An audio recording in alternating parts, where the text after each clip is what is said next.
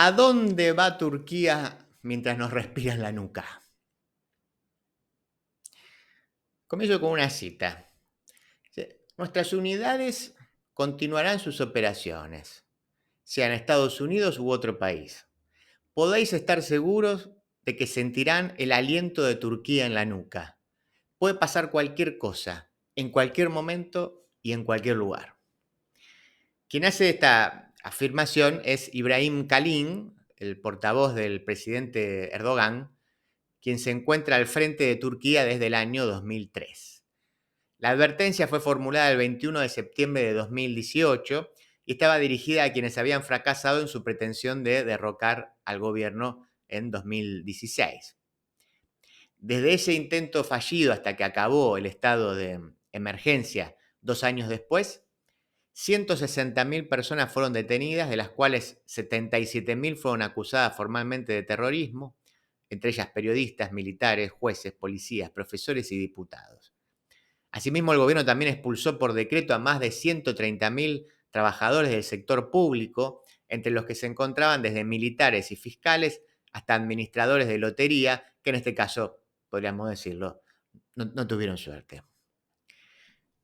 Números tan elocuentes permiten sospechar que el intento de golpe fue la excusa perfecta para iniciar una purga que el gobierno venía tramando. Es decir, el golpe existió, claro, el intento existió, pero bueno, también puede interpretarse de ese punto de vista. De aquí que el propio Erdogan, de hecho, haya declarado en su momento que el levantamiento había sido como un regalo de Dios. Si a estos números le sumamos que a julio de 2023 la propia ONU denuncia un plan sistemático de secuestros extraterritoriales por los cuales Turquía capturó allende sus fronteras a 126 supuestos terroristas y que ha pedido la extradición de 1.271 personas más repartidas en 112 países, bueno, las palabras con las que arrancamos, las palabras de Kalin cobran sentido, ¿no? y explican que sentirán el aliento de Turquía en la nuca, haya sido la frase que el periodista experto en temas internacionales, Javier Biosca, haya elegido para un libro que ayuda a comprender la historia contemporánea de Turquía, al menos desde la gran revolución kemalista de 1923. El eje del texto es la disputa feroz entre Erdogan y un popular líder religioso y antiguo, que era un antiguo aliado, que se había exiliado ya en Pensilvania desde 1999. Se llama, espero pronunciarlo bien, seguro que no, Fethullah Gülen. Sin embargo, alrededor de esa disputa se deja ver las consecuencias y las transformaciones ocurridas durante el último siglo desde que el padre de la patria, Mustafa Kemal Atatürk, produjo uno de los experimentos de ingeniería social más radical y asombroso de la historia. Creo que alguna vez habrán oído hablar de eso, pero lo podemos recordar. Tras la caída del Imperio Otomano, Atatürk buscaba dar un giro hacia Occidente y darle una nueva identidad secular al Estado y la nación turca. Entre cientos de transformaciones, se impulsó una legislación que obligaba a las familias a adoptar un apellido de origen turco con el objetivo de eliminar la heterogeneidad existente en una Turquía que tenía, y tiene, por cierto, distintos grupos étnicos, algo que bien saben los kurdos, y que es central para comprender al menos una parte del conflicto actual en Siria. Pero lo más importante fue la serie de medidas para separar y subsumir la religión al Estado, en línea con la formación de los Estados nacionales europeos. En 1923 Atatürk proclamó la República de Turquía, un año más tarde abolió el califato y en 1928 retiró el Islam como religión oficial del Estado. Como si esto fuera poco, creó un nuevo alfabeto basado en letras latinas para eliminar las de origen árabe y hasta instituyó nuevas maneras de vestirse al modo occidental, prohibiendo el famoso fez tradicional, el gorrito ese, ¿no? Por ejemplo, en lo que se conoce como, esto es fabuloso también, la famosa ley del sombrero, ¿no? Que en realidad fue una ley que se transformó en un emblema para aquellos sectores conservadores conservadores y religiosos que observaban impávidos cómo desde un momento a otro un gobernante invitaba a llevar la religión del templo a la casa, al tiempo que decidía desde cómo había que llamarse y cómo y con qué alfabeto escribir hasta cómo vestirse.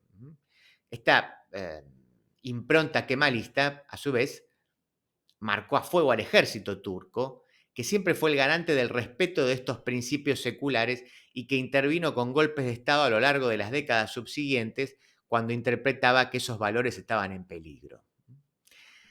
Pero, claro está, las sociedades son dinámicas y hacia la década del 90 comenzaba a gestarse una transformación que tendría a Erdogan como protagonista en lo político y a Gülen en lo cultural y espiritual. Esta unidad Biosca la ve simbolizada en el episodio del casamiento de quien sería el jugador de fútbol más famoso de Turquía, que es Hakan Şükür, quien luego sería diputado del partido de Erdogan hasta tener que exiliarse tras el fallido golpe de Estado. En esa ceremonia, Erdogan, que en ese momento era el alcalde de Estambul, dirigía la boda y Gülen, en tanto popular imán y erudito religioso, era el testigo. Así que ahí estaban los dos juntos, ese era el símbolo. Año 1995. Y la boda de Şükür era el principio de un matrimonio político que duró hasta aquel fatídico 2016 del intento de golpe. Erdogan después saltó, digamos, de Estambul al plano nacional en 2003, esto lo dijimos, y desde aquel momento no perdió nunca más una elección. Habiendo liderado primero un partido islamista, la posibilidad de llegar al gobierno lo hizo moderar su discurso para impulsar incluso el ingreso de Turquía a la Unión Europea. En el caso de Gülen pasó algo similar. Desde aquellos tiempos en que emergió como un líder religioso hiperconservador, predicando en instituciones que eran solo para varones y hasta publicando un libro en el cual se autorizaba a pegarle a la esposa como último recurso del varón para corregir los comportamientos femeninos, pasó a ser aquel que buscaba un Islam ayornado a las necesidades del siglo XXI. Según Biosca, Gülen, cito, quería sacar la religión de las mezquitas y las instituciones tradicionales para adaptarla al mundo moderno y que las enseñanzas empaparan toda la estructura social. Por eso intentaba vincular la religión con el estudio y conocimiento de las ciencias y apoyaba también la economía del mercado y los proyectos empresariales de sus seguidores como representantes de un Islam exitoso acorde a los tiempos. Evidentemente, Gülen entendía bien aquello de la batalla cultural, probablemente sin haber leído a Gramsci ni mucho menos. Y más allá de que, como se sostenía al principio, es probable que Erdogan haya utilizado el intento de golpe como excusa, para tener una magnitud de la estructura que había creado Gülen, en la semana posterior al ataque contra las instituciones, el Ministerio de Educación ordenó el cierre de unas 1000 escuelas privadas asociadas al movimiento gulenista y la suspensión de 21.000 de los 27.000 profesores. Es una estructura impresionante. Y esto solo en Turquía. Es decir, sin tomar en cuenta las instituciones que el gulenismo había creado más allá de las fronteras. Pero hay más.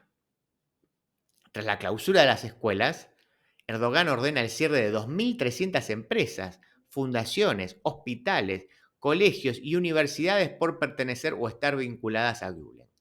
Todas esas propiedades, a su vez, fueron automáticamente confiscadas.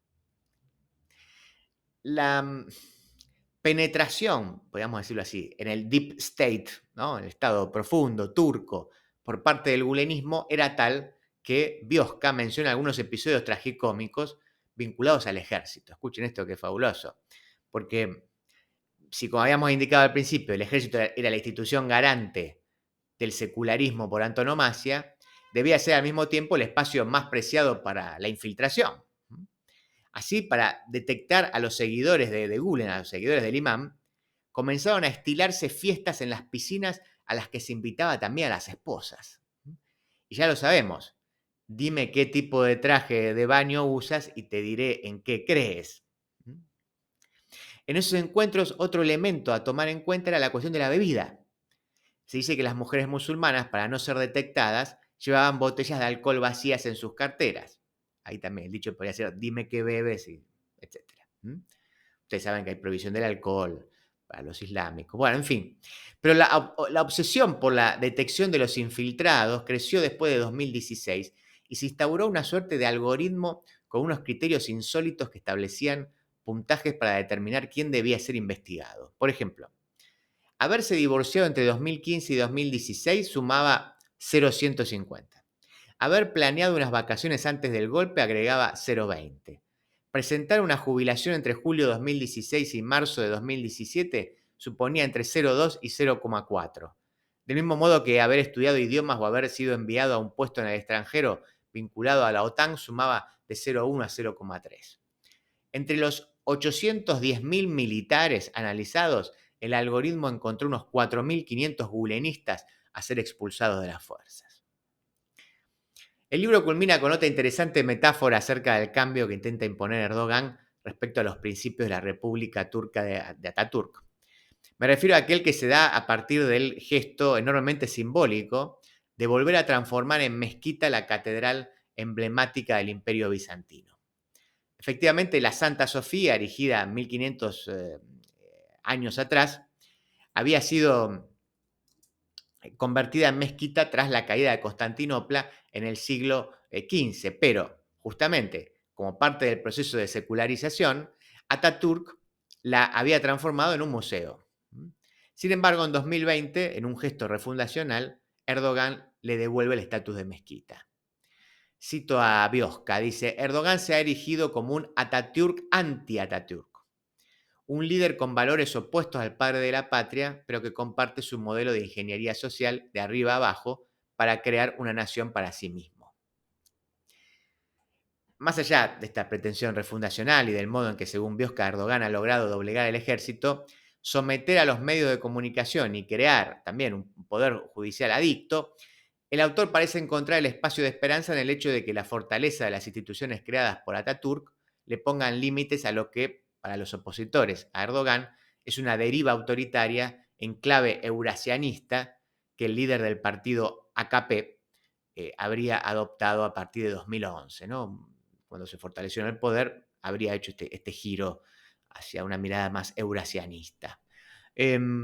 A propósito, Gulen acaba de morir en Pensilvania, esto fue hace poquito, unos meses atrás, y Erdogan no intentaría un nuevo mandato. Después uno lee cosas, parece que sí, bueno, en fin, eso está abierto. Puede entonces que esa guerra interna haya llegado a su fin, si este es el caso. Lo que perdura en todo caso es la pregunta de hacia dónde se dirigirá una Turquía que con un ojo mira al occidente imaginado por Atatürk y con el otro parece inmersa en el camino refundacional, con la religión en el centro, que ha marcado los 20 años que lleva en el poder Erdogan.